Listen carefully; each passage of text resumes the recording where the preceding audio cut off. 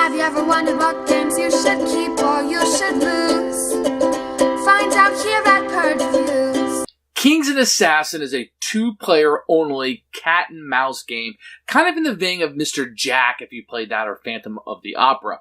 One player is playing an asymmetrical king and his guards trying to get back to his castle, while the other players are playing the citizens and the assassins who are trying to keep the king from getting back to his castle or assassinating him. For some reason, if you're an assassin, you think the king is a really, really bad guy, and if you're the king, you know you're a good guy, but you're in danger, so you're going to rush back. Each round, a random card will be turned over, and each player will have so many actions, with the king player going first and then the assassins. And there's certain action point allowments for how much you can move and what you can do, when you can capture a citizen and arrest them, and when you can try to attack the knights and the king, and hopefully killing the king if you're the assassin. It's a really fun back and forth game, and it's very tactical. There's a lot of decisions to be made based on how many action points, and you want to keep them surrounded, but you want to move the king as quickly as possible. So there's all these things going on, and there's just enough cards with maybe one or two mistakes to get the king where you want him to go. So there's not a whole lot of time to fool around if you're the king. You need to get him there. And it plays really, really well. It's easy to teach. The theme really fits with what you're doing. There's this tension that builds up in the game as the assassins are being arrested and as the king is taking damage. And it really just kind of all comes together at the end. There's almost perfect timing. I don't know that there's a way to be better at this because you're playing against your opponent in an asymmetrical fashion, even though most of the actions, maybe 60-70% of the actions are the same, where you're just kind of moving around, but who you can kill and when you can kill them and what the cards allow you to do and how many actions you have are all very asymmetrical. The game is easy to teach. Really, it is. I mean, the player aid is amazing. It tells you everything you need to know, and people can scoot right into it and have a good time.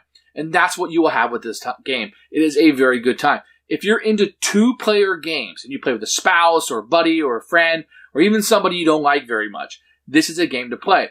I could even see incorporating this into a schooling environment, even though it kind of has the battle, but if you give your students some free time, you know, they're done with their homework or something, two people can sit down and play this and have a very good time. And it's easy to play and comprehend. You can play it with your children, but just, you know, you don't have to be like, I'm killing somebody. There's no blood or gore in it. The artwork is very, very vanilla. But you just be like, hey, I'm capturing them or capturing this person. I'm not killing the king. You know, you're instead of assassinating him, you know, you're just kind of, he's an evil king and you're trying to take care of him. You know, kind of a Robin Hood type of storyline. It works. So this is one I like quite a bit. I'm going to doubly recommend it to you for two-player people who love to play two-player games. This is actually one you need to seek out. Here's King and Assassins. It's a pretty odd-shaped box. It's rather small but long. Beautiful artwork that really incorporates the game. The king here coming up with his guards and the assassins and the citizens kind of floating around. Great artwork on this box. You'll see you have a rule book inside. You're going to have a board that opens up. There's going to be two sides to it. The B side is going to give you a little bit more options than the A side. Otherwise, they're exactly the same. You're going to have two player cards, double-sided, because a lot of times you want to play one and then the other. One for each player. It's a two-player game. You're not going to have a custom insert, but there will be artwork on this. You're going to have the little standees that will represent everything. Here's one of the citizens. Each of the citizens is different art, which is great. You can see the assassin here. One of the beautiful knights ready for battle. You will see the king in all his glory. And I'll just show you another one of these. They're a little bit different. They just get these little standing clips and they work fantastic. I keep mine in there. You're going to have cards with fantastic artwork on them. And these are actually fairly nice cards. Components are actually fairly good in this box. Very happy with it. Here's a rulebook for King's Assassins. It's going to be a pretty short rulebook. I love anytime they include all of the components. We've got setup over here. Very easy to do. Tells you a little bit how the cards work and jumps right into the game and gives you a list of the APs, action points that you can do and kind of how everything works. The book isn't very long. The victory points and how you win is on the back.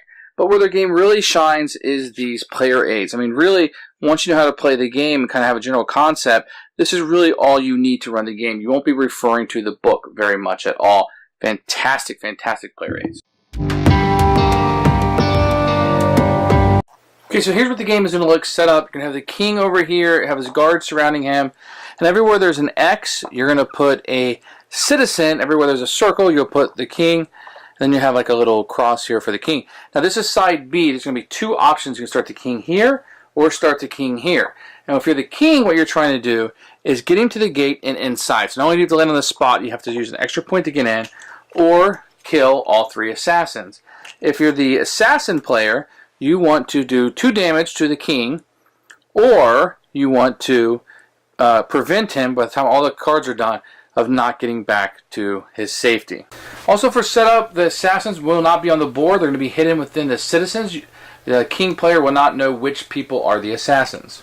There are 2 decks of cards. This one is going to be for the kings. The red one will be for the assassins. So when the assassin starts the game, he will take his cards and he will choose 3, whoever he wants. Let's say I pick these 3. And these 3 citizens on the board will be the hidden assassins. And I will be able to disclose that these are the assassins, and these 3 characters will have different moves if I reveal their assassins. But in the meantime, they will not have the assassins. They'll just look like regular citizens. And now you're ready to play the game. The king will shuffle his deck, and he will flip over a card. And what this card will tell you is some information. The king can move once, and the knights can move 5. And the assassin will be able to move the citizens 4 actions. So here's what you can do on a turn. You can move. So moving to an adjacent space is 1 action. If you want to move, that's a 2nd action. I can move any or all of my knights up to the number printed on the card, in this case 5. If I want to move onto a roof, that would cost 2 points, but to move off a roof is just 1. Now the knights can do something else, is they can shove the citizens. So if I want to move into a position that the citizen is, because 2 people cannot be in the same spot, I just shove him away. And if there were 2 of them in a row, then they both would move for just 1 action point. But keep in mind, you can never shove another knight. So if this knight is here, I couldn't move those guys because I'm blocking it myself. So that's something to think about. So moving is 1, most places 1. The only time it's 2 is when you're moving on top of a location. So this is the first card I drew. Let's say round 2 I drew this. If the card has this symbol on it, then I can arrest one of the citizens. So if a knight is adjacent to him, each round I have that marker on it, I can take one of these off the board. If it's the assassin, then the assassin player will have to reveal that I have captured one of the assassins. And if I capture all 3, the king player wins, and he would just come off of the board. Now, looking at this card, the assassin player, after I move my knights 5 and my king 1, he would have 4 movements. And everything pretty much works the same. You can move any of the citizens 1 space. If I want to go on top of a roof, it's 2. Off of a roof is 1. That all works completely the same. If it's a revealed assassin, they move a little bit cheaper. That it will be 0 points to come off. So if this guy had been revealed to be an assassin, he's on a roof, it's 0 AP to come off, and only 1 to get back off. So it's a little cheaper for him to move on and off the roofs for the assassin. That's the only difference. Start that part. But if you're the assassin and I'm adjacent to a knight, I can kill 1 knight for 1 action, and the second knight of the turn would be 2. So to kill 2 would require 3 action points. So if I was set up like this at the beginning of the turn and I wanted to kill both of these guys, 1 action point to kill him, and 2 and 3, for a total of 3 actions to kill both of these guys, would be my turn. Now the maximum amount of knights I can kill in a round as the assassin is 2. Now if I'm next to the king, I can do damage to him, and that's where this little token will come into play. So it takes me 2 action points, and if I do, I can wound him, and he would have to flip this over. If at some point in the game I spend another 2 action points with an assassin, then he would die, and I would win the game. Now regular citizens can't do any damage to knights or the king. It's only if it's a revealed assassin, and remember, I picked those 3 at the beginning of the game. Once again, the king player is trying to eliminate all 3 assassins and have them killed off the board, or alternatively get into the castle with 1 spot. The assassin is trying to kill the king or run the deck out where there's no more movement and the king hasn't yet entered the castle. That's King Assassin. Who should buy this game? I'm going to recommend this for anybody who wants to play 2 players. It's a very tactical little game that you can play. You're reacting to the person you're playing against instead of being on a script. You're not on a rails here. You're making decisions on what you want to do, but you only have so many action points. You kind of bust out with the guards and pull them out, or do you kind of bring them back in and just surround the king and kind of move slowly? With the assassins, you choose somebody who's really off, and you're bluffing with the other citizens, hopefully getting them arrested, moving around, and keeping your assassins available to put that knife in him when you need to.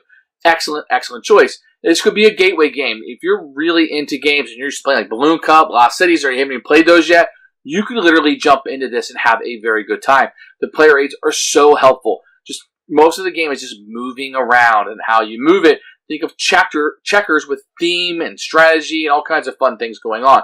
This is really one you can add. And any spouses or couples or friends who like to play two-player a lot, and you're looking for a little filler game that plays quickly, or you want to have something while you're waiting on other people, this could be it. And it's really fun to switch sides after you play. That's really, really cool to play both sides. So definitely recommending this one highly for two-player games. Thanks for watching the video. I really appreciate you tuning in. If you liked it, please like it and hit that little subscribe button. That really helps out the channel, lets us know that you're getting the videos that you want. If you agreed or disagree with what I said, feel free to comment below. I'd love to hear what you have to say, and I promise that I will comment back. Thanks for watching, and everybody else, keep playing games.